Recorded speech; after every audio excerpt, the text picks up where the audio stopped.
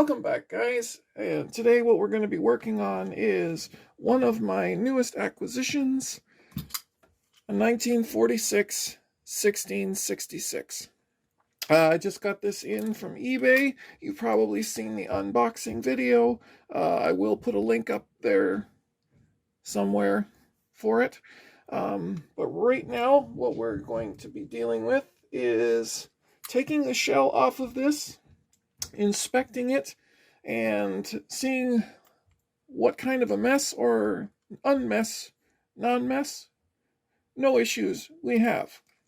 But I'm expecting right away that it does have some issues. The one thing I did go ahead and do beforehand was there were no pickup shoes on this. So I dropped these two on, and I did throw it on a test track, and it did nothing. So I already know it doesn't work. If you guys want to guess at what it could be, throw it down in the comments, and we'll see which one of you is right. But as of right now, it doesn't run, and we're going to take it apart, inspect it, and see maybe why it doesn't. First of all, though, I'd like to go over it in general. This thing is in pretty excellent shape, I think, especially for the price that I got it. It was not very much at all. I do notice that one of the stool steps things is bent on the one side. Fine, I can live without that. I'm not going to try to bend it back down because I'm sure if I do, it'll just break right off. The other thing I notice right away is this side has got quite a lot of rust in there. If you guys have a look at this side of it, it's almost like it was in moisture or something, or moisture was on this side, because the other side is perfect. Nothing wrong with it at all. But all the nickel plating over here, that's a horrible mess.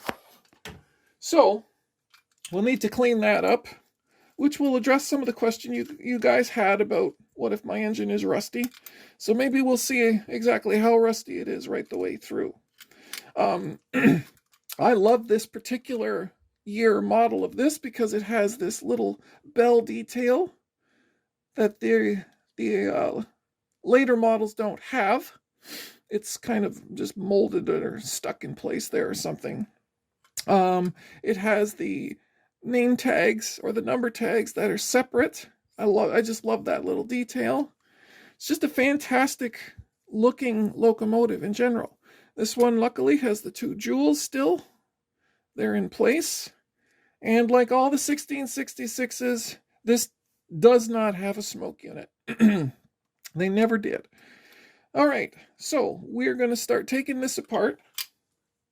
And this disassembly is exactly like a 2026, a 2018, 2037, all of those prairie style locomotives. They're all the same. This here, it would be a steam chest on the prairies with the little extra box on it, but this comes off separate. And the rest of the deals, you'll see. You'll see what I'm talking about. So let's start with taking the front truck off. This here is a little bit warped, like it did get into moisture or something. It's just strange because it's just this one side of the locomotive. Even there, I notice a screw down in there. There's the front truck. I don't know if you can see, but the screw on this side is also rusted. So there was moisture or something along this side of the train. So let's just get these out of here. Okay. So now the handrails are actually bent and hooked this way.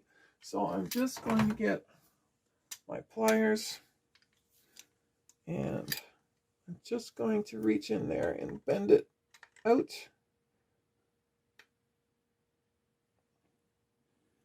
Straighten that one. I just want to do one side of it so that I can get it out. Let's lift that out. So it's one free. Shut that. And there's the steam chest out. And that is an original bulb. Wow. That is so cool. Okay, let's get the rest of this out. All right, so the next thing I want to do is I want to unscrew the eccentric cranks, like so.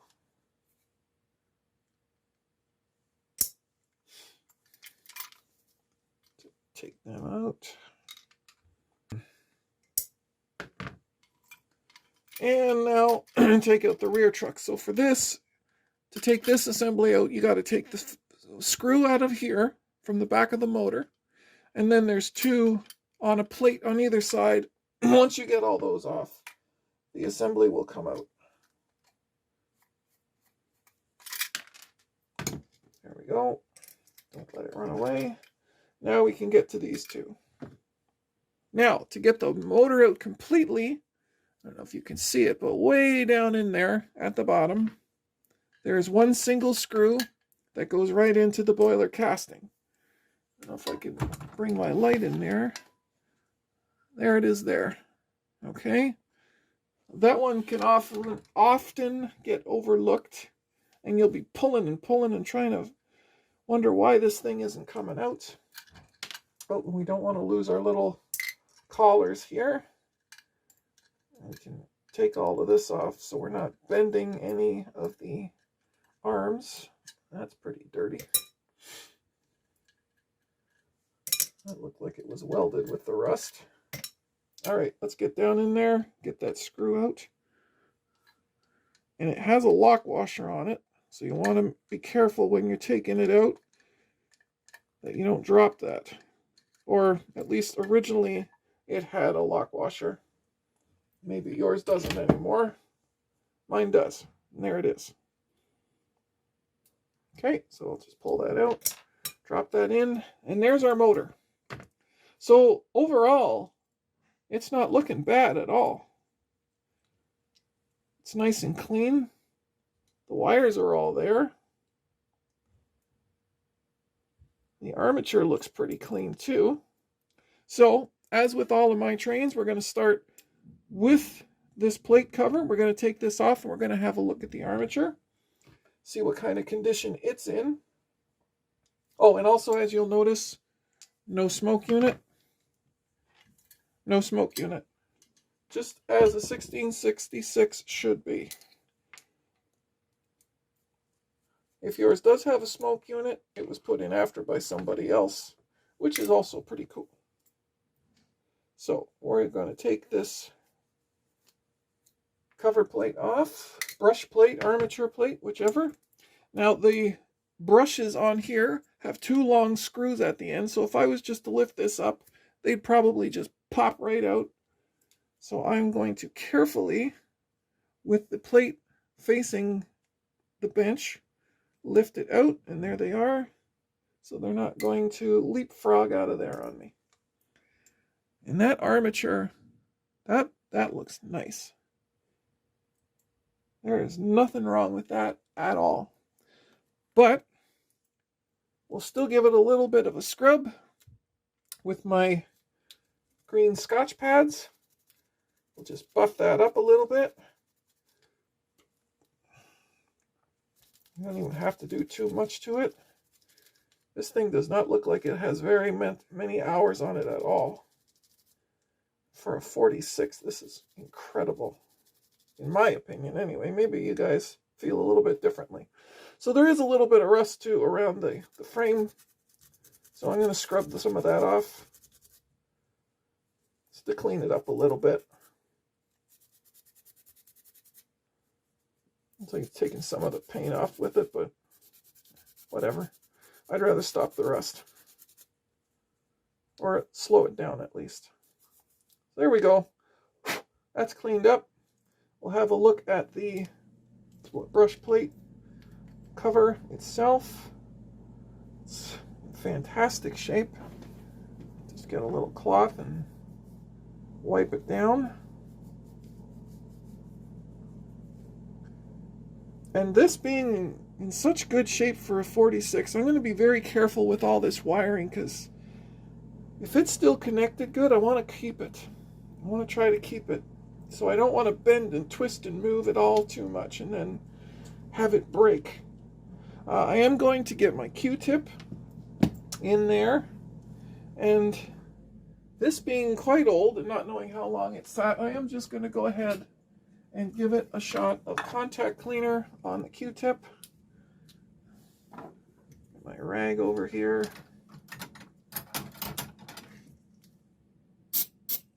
Just like that. And just put that in.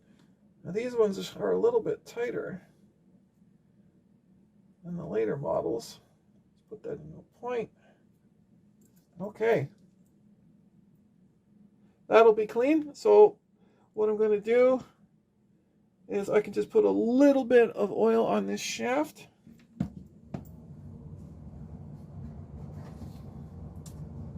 And what I'm trying this time, so I was having a problem with the 2018, which is very similar to this. The 2018, no matter how much lubrication I put on this thing, it still screamed like a bugger and it was driving me nuts. So after talking with a couple of people, they had explained that probably use a better oil than what I was using. And what I was using was this 3-in-1 oil. And honestly, it was working perfectly fine, and it still works fine for all my other locomotives. But the 2018 is just an anomaly or a pain in the butt. So I'm switching over, and I'm actually using motor oil. So what I'm going to do, because I don't have an oil can yet, is I'm just going to put a little bit on the Q-tip, and I'm just going to brush it on, because this side doesn't need a lot of oil on there. And I don't want oil on the armature itself either. So we are going to drop our brushes back in. Make sure we're on camera here. Yep. Drop the brushes back in, put this back together. This side is done and buttoned up. It was in great shape. Did not need much at all. So put our screws back. So that's fine. Looking at the back of the motor, I can see even this is all clean. There's no rust in there. If you guys can see in there, it's still nice and shiny. So the actual commutator and whole armature assembly is good. Let's take the back bearing plate off. Let's have a look here. Let's see if something's bound up in here. That looks great. Wow. Great shape. A little bit of excess grease. It's not too bad, actually. The grease is old, but it's not solid in there. And that's what I kind of look for to see if the grease has gone a little hard. Looks like it has a little bit on the wheel here. Let's scrape that off. Yeah, that's not even really that bad. I've dealt with much worse. And I don't really want to pull these wheels off if I don't have to clean them. Yeah, this one wheel is on a little bit wonky here.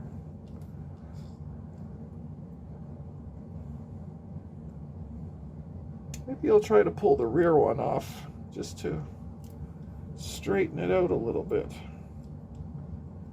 So it looks like she's on kind of crooked. Let's see. Some of you guys in one of the videos have pointed out about me using pliers on the nuts, and that's driven you crazy.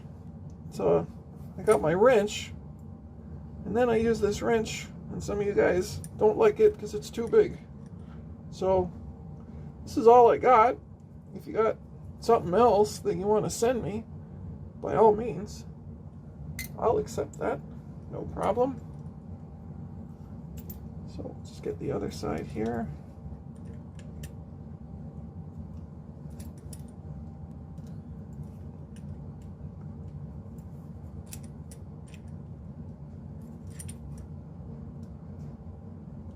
Oh, that's good and tight.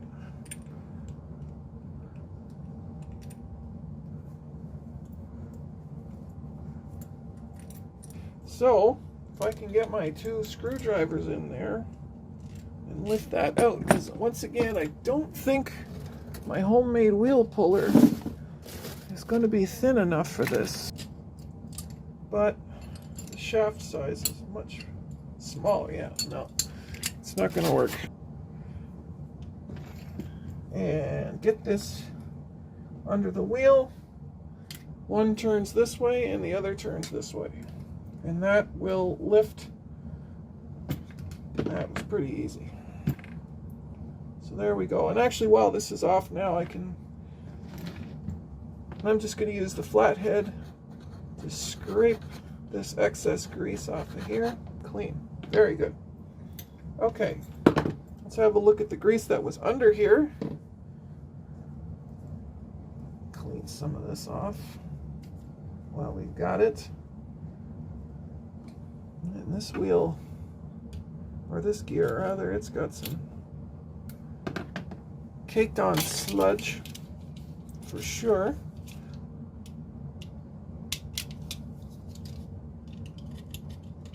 There we go. Just a little bit of scrape with a knife clears that up right quick.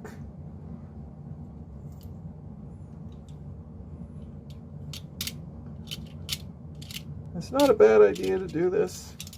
Get this old solid grease off, and I'm sure the 50 pounds of cat fur and dog fur and lint that is built up. Actually, with this one, it's closer to 80 years. So I'm happy with that. And what I can do is I can throw some new fresh grease on there, drop some oil down in this where the shaft goes, or the axle goes rather. So let's get a little bit of oil down in there.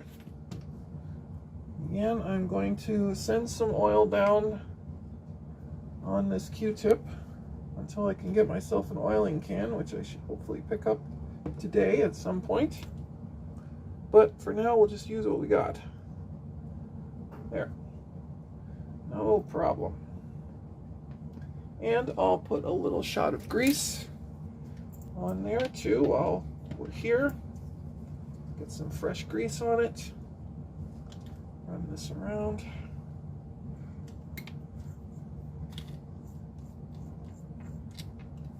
Okay. Put a little bit on the armature itself. Like so. There we go. Nice fresh grease on that.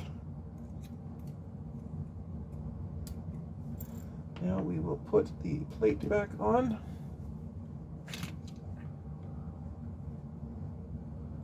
So, and these ones are easy to put back on. Obviously, you fit it over the shaft, and these two here will lock into the 2 screw holes, and boom, you're all back together, no problem.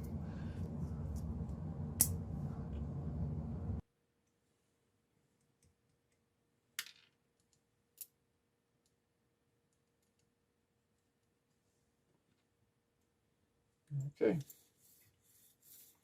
so we are good there. Put a bit of oil on the opener. Let's have a look at this side here. It's a little bit of grime on there. This, of course, is the rusted side. Not too bad on the frame, though. That's pretty good. I'll just drop some oil down on this side, too. All right, so let's drop the wheel back on. So what I want to do is I want to line them all up so all of these holes are facing the same way, which is straight this way, right? All in a line. And then do the same on this side. And on this side, they're all straight up. So I just want to set it on as straight as I can get it. There we go. Everybody's in the right spot. Yep. And now I'm going to get my vise and I'm going to bring these together with an even pressure. Make sure they stay as straight as I can keep them. And push it on.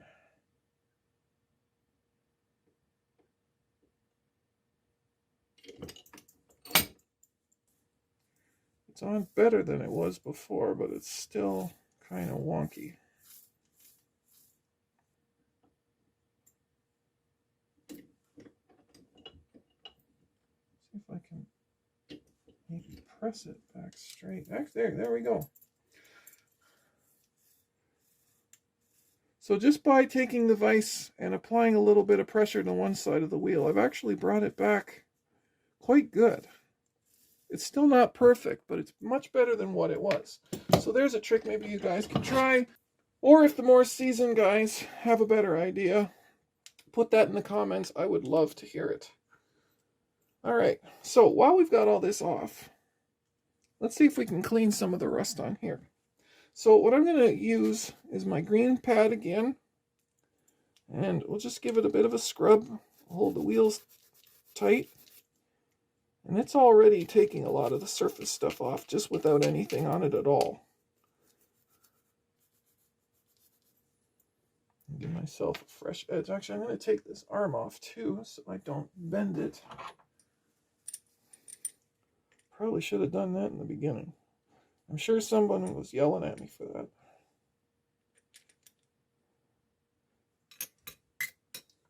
Okay, so let's get a new edge on the Scotch pad and resume. And that's fine. So, armature is clean, commutator is good, the brushes were good. The bearing plate has been freshly oiled, put some new grease on it, everything is spinning good. We've slightly corrected this wonky wheel, so that's all good. So I can put these arms back on now. The front. Good to go. Now this arm's got some rust on it, some pitting. So I'm going to take care of that right now too. If it ends up taking some of the nickel coating off, that's fine. I'll just remember to put more oil on this side here. Much better than what it was. Wipe it down with an oily rag. And I'm happy with that. I can drop this back on. That's all put back together. Everything's looking good there. Still running smooth. Let's have a look at the E-unit now. Let's pull that out. Since the power does come from these pickup rollers. Oh, that one's knocked out. There we go. The power comes from the pickup rollers up through the E-unit and then gets sent over here. So that's kind of the next thing in the chain. Why this might not be running. Make sure all of its wires are firmly together. And they are. Still connected down there. So that's looking good. Nothing's pinched, nothing's bare. Aha! This would be the reason why this is not working. Inside this E-unit, where this giant space is, there should be a cylinder that has contacts. That these fingers, if you can see them, let me bring the light over here. So if you can see those fingers that are in there, they need to be touching a drum in order to complete a contact to make this train run. Somebody has snatched the drum out of this E-unit. So that would definitely be the reason why this is not running. I know in my parts bin I have that drum. So I'm just going to look through my parts bin and see if I can find that drum, and then I'll be back and we'll be putting that in. So this is the piece that was missing from inside the E unit that someone had stolen. So you see these copper bits here. The fingers run against those copper bits and send the electricity on down through to the wheels.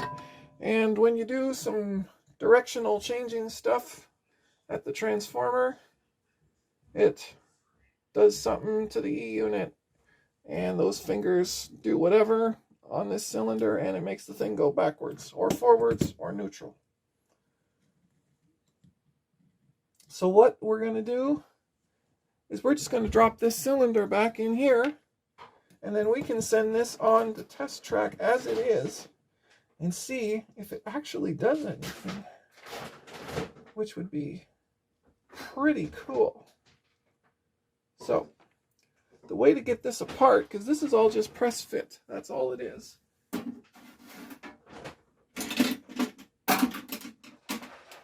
There is an official tool to do that, to separate these wings, to access all of these. Or you use a pair of needle nose pliers and you just push them apart and open it up. There we go. So that's what you want to do.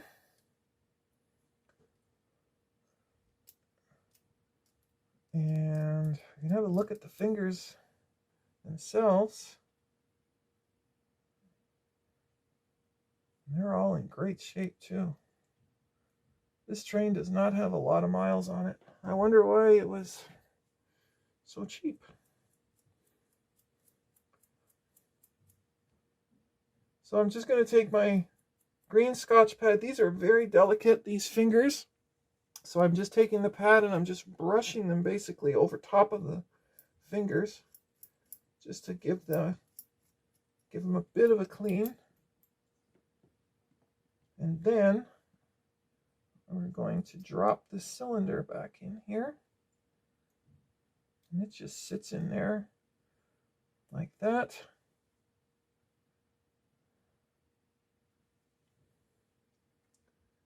And we put our bottom plate rather.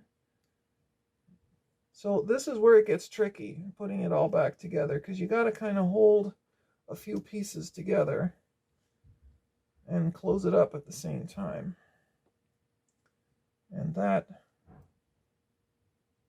is where the problem comes in. So I need my needle nose again.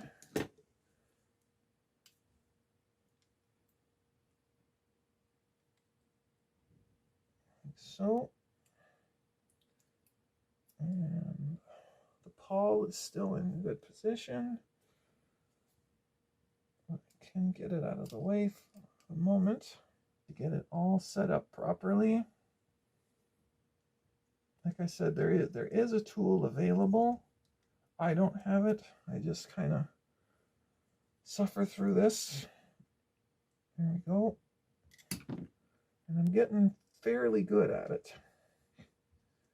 And get your channel locks ready, because once it all gets into place, you need to snap it down fast.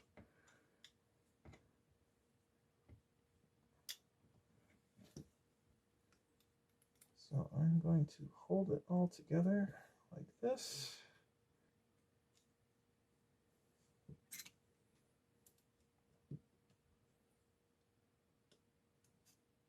Nope. Come on.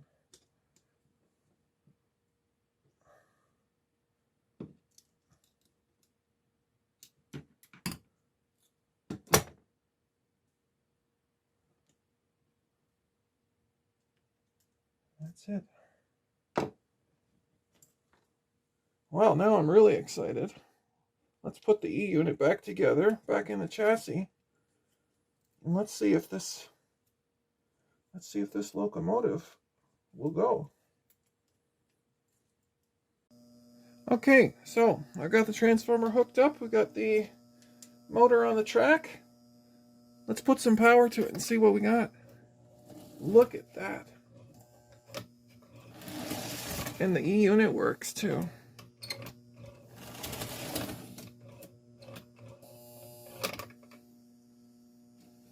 Oh, knocked her off there.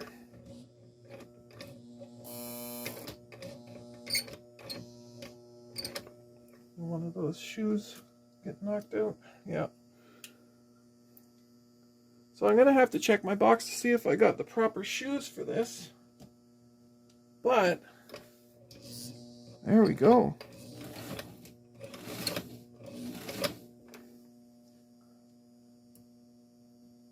This works. I'll make sure all of these contacts are good. That wire is good. It's still connected there. Still connected there.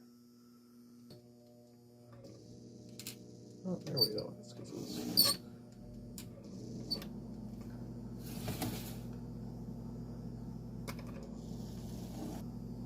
Just take it out. We'll have a look. See if something is stuck. Or maybe that drum didn't fit properly and is not... Yeah, the drum fell out. That's why. So push it back into position. I might have to look for another drum here. Okay, so I found a couple of drums here. The one that I've already tried inside the E unit, it's a little bit small. Its side pins aren't long enough to reach into the holes in order to spin, so it's slopping around, so it's causing the E unit to not work properly. So I found this second one.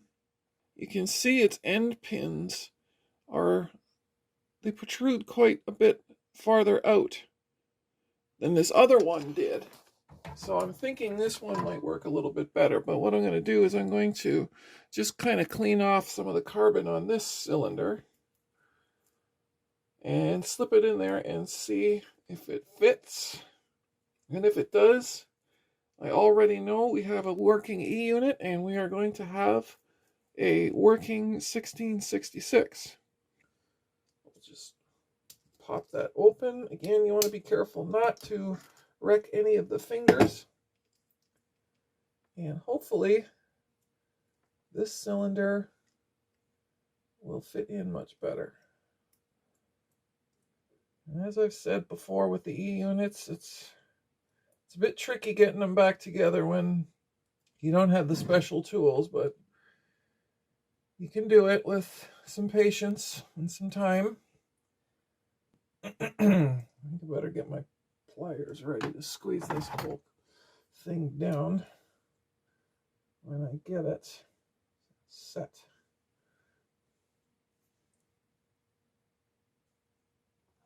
We need to bring the cylinder up. There we go. Snapped back in, and this cylinder fits. So if you remember what the other one looked like, maybe I'll do a split screen here. See, the ends of this particular drum don't stick out anywhere near as far. If I get that in focus, they don't stick out as far as the red one does. So the red one sits in here perfectly. Slide that into position, line up the screw holes. That. Now I believe we are going to have a perfectly functioning motor once again for the 1666. Let's see what happens.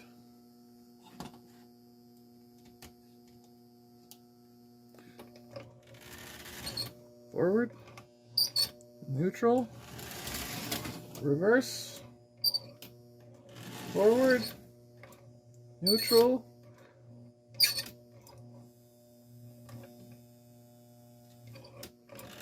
forward, neutral, reverse. So there we go. And the reason the light's just coming off and on is just because it's not completely grounded to the frame like it's supposed to. So this motor works now. I have a perfectly functioning motor for this 1666, and the wheel is back straightened out so it's not going to wobble the back end. My only real concern are these shoes, because as you can see here,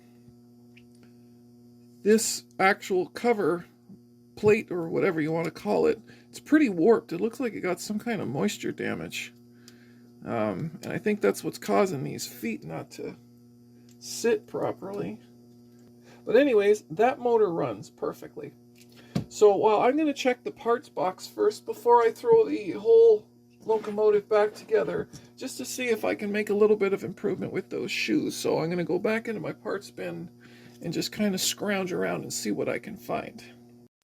Okay, so I managed to find some extra shoes in the parts box, and I just bent them in a little bit. They were a little bit wide, so they were kind of pushing themselves up on the track.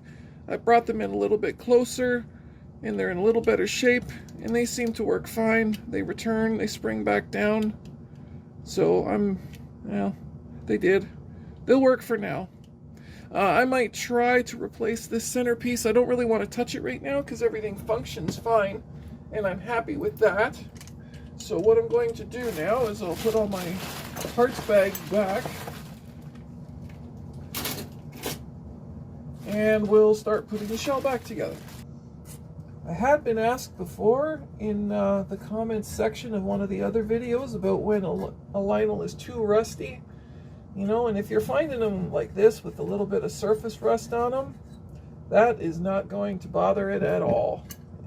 You can just get some WD-40 and a scouring pad like this, put a little bit of elbow grease to it, and it'll come up clean, and it'll be absolutely fine. Looks like I've got an exposed. Is that? Oh yeah, that's exposed. So I just found a little break in the original insulation. This stuff is so dried out. So I'm going to put a bit of electrical tape around that just to protect it. Okay, so that bare spot's covered. I don't have to worry about that anymore. I am going to shove the rest of these wires back in behind the E-unit where they originally were, and put this all in. Okay, that's in position. So they just slip over these arms here. I guess the other side was the rusty side. I'll get a wood block here so I can hang that one part over the edge and get some pressure down on it. Just clean off the rust, or as best you can, so it doesn't rust anymore, and you're good to go. So I'm going to slide this one on. Goes on through the front this way. So we will line up all of these arms and drop the steam chest back on. Push the motor back in on itself. There we go. There. Now we are seated. So I'm going to drop the two front screws in to hold this whole thing together, so nothing drops out again. Don't want to cross thread them. Now I can put the arms back together onto the wheels.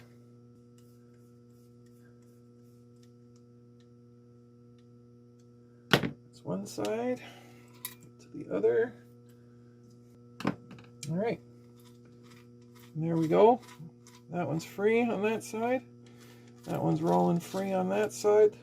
The wheels are set back in. Put this handrail back in.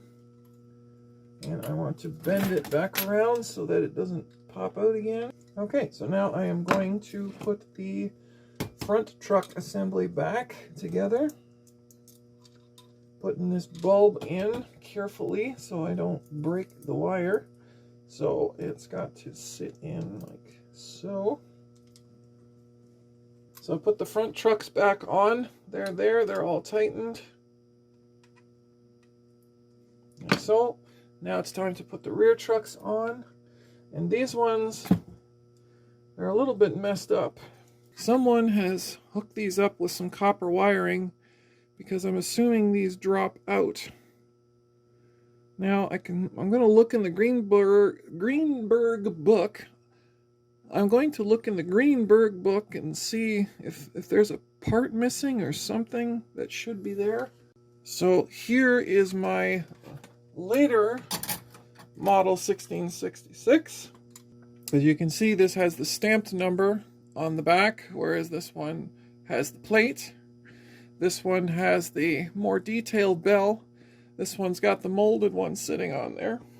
But when I look at the rear truck, there is a clip missing. This one has some kind of a spring clip holding it on. Okay, I see it. Yeah. So there is a clip that is supposed to go on the bottom and come up around and pinch on either side, and that is missing, but is currently being replaced by a piece of copper wire, which is fine. And we are just about ready to button this one up. Okay. And attach the rear truck. Now, this screw isn't magnetic, so what I do, I put a little bit of Vaseline on the tip of the screwdriver, and it kind of sticks the screw to it. My hand out of the way. There we go.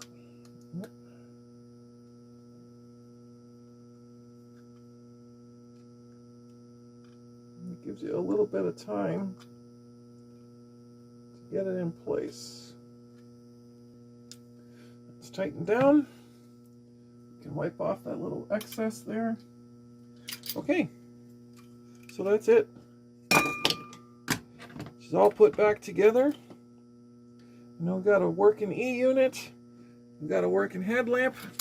We got a working motor. And in the end, we got a working 1946 1666. She's quiet too. No E unit buzz at all. I love it. Okay, so I'm going to set up a track.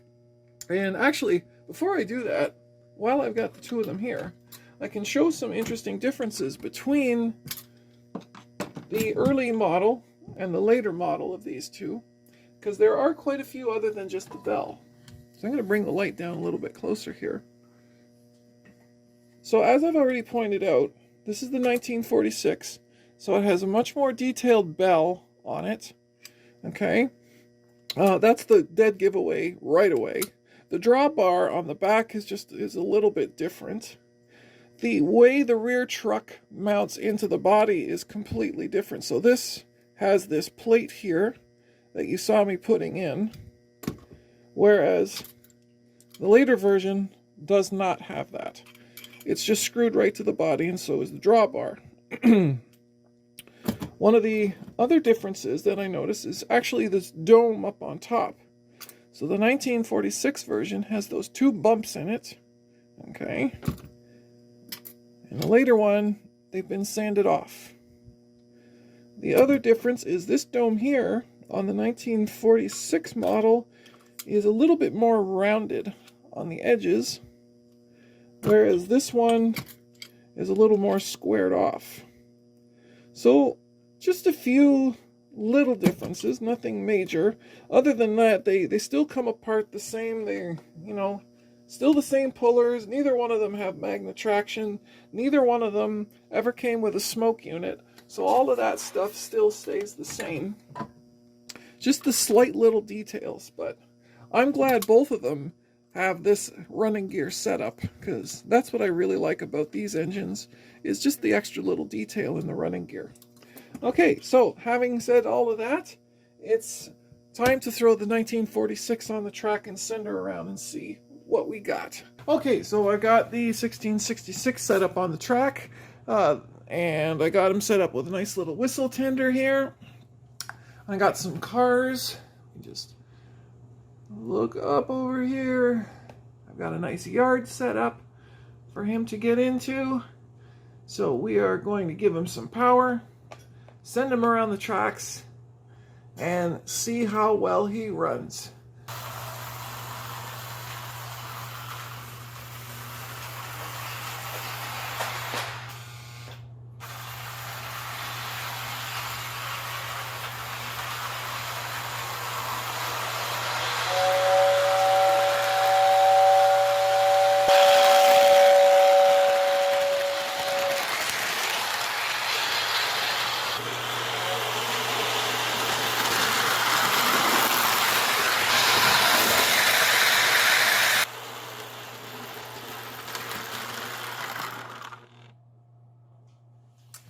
Alright guys, so that is my 1946 1666 shell removed.